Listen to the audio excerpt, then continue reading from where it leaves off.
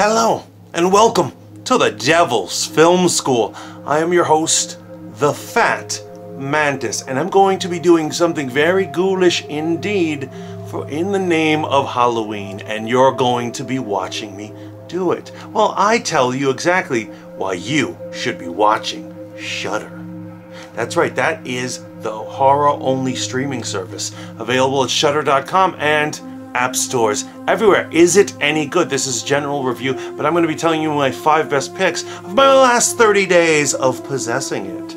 Let's get into this, shall we? Number 5, Absentia. Now, Absentia is the freshman film of one Mike Flanagan. That is Mike Flanagan of The House of Haunting Hill and Bly Manor fame. It stars Courtney Bell, his actual original wife.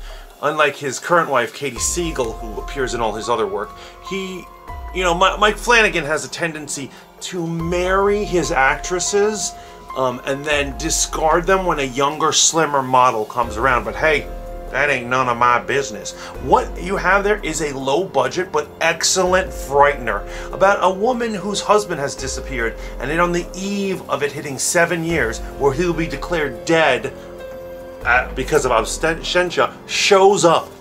He seems traumatized and troubled, and there's an eerie origin as to why he vanished in the first place. It is low budget, and that is why it only appears at number 5. However, I would honestly say that the film successfully scared me, and I was actually at certain times creeped out so bad I was checking my back as I was watching it alone. Definitely worth checking out, especially if you're into Bly Manor and all these Hill House haunting stuff. Number 4, Creepshow, the series. Now, I know it seems unfair that I am choosing a series as opposed to, just 6 hours of content over a movie, which is a mere 2 usually, hour and a half sometimes for horror films. However, they are short half-an-hour episodes, and it's just a delight, particularly around horror, particularly around Halloween time. Now, I'll say it is closer to Tales from the Crypt than it is Twilight Zone. You're not exactly going to get a deep experience, but you're going to get a fun experience from people who definitely know what they're doing in the name of horror. You get everything from like supernatural things to just stories about serial killers. A total of 12 short stories, and they really just live up to it. It's really an excellent anthology, and it's really what we need. I feel like the lost art of horror anthologies is what's going on. Lost art, no one has it anymore, but I promise you, Creepshow's, or should I say Shudder's Creepshow, definitely does.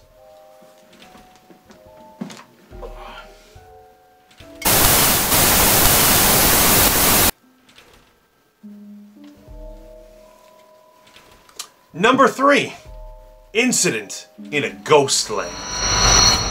Now, I feel that this movie, it's a shame that it's getting number 3, but that's how good ranks 1, 2, and 3 are. Incident in Ghostland is a slasher film, very similar to Texas Chainsaw Massacre, as it explores what happens when people go to an unwanted bad place and they meet up with some psychopaths.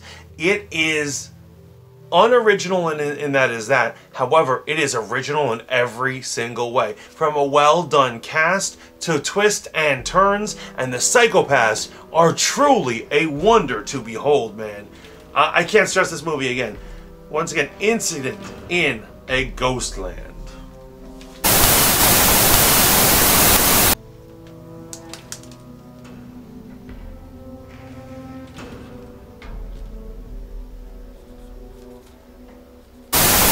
Number 2, Beast. That's right, out of Ireland. This 2017 film starring Jessie Buckley is a psychological thriller that blew me away. I'll tell you right now, it was released in America in 2020. If this had been an actual 2020 film, this would currently be my favorite film of 2020. Jessie Buckley is a weirdo, a simple Irish girl with a few rage problems, and has consistent nightmares. And she finds another weirdo out there, and there seems to be a serious problem. One of them is a serial killer. The problem is, we don't know which one, and it's a lot of fun trying to find out and seeing where this love story goes. It goes up, it goes down. It's as much as a romance as it is a psychological horror film. Now, this is not for gore lovers. There isn't a lot of murder and mayhem. It's actually about how being accused of being a serial killer can affect those and those people you love around you. I give this a 5-star movie. Excellent. And my #1 film I found on Shudder was The Train to Busan. That is the 2016 South Korean zombie apocalypse film, directed by Yang Sang-ho. This film is, you can probably guess where this is going. It is very similar to Snakes on a Plane. A father must take his daughter to go see his estranged wife and the girl's mother, and they are taking a northbound train on a very long bullet train ride, and they get sealed in with one passenger who has been bitten by a zombie.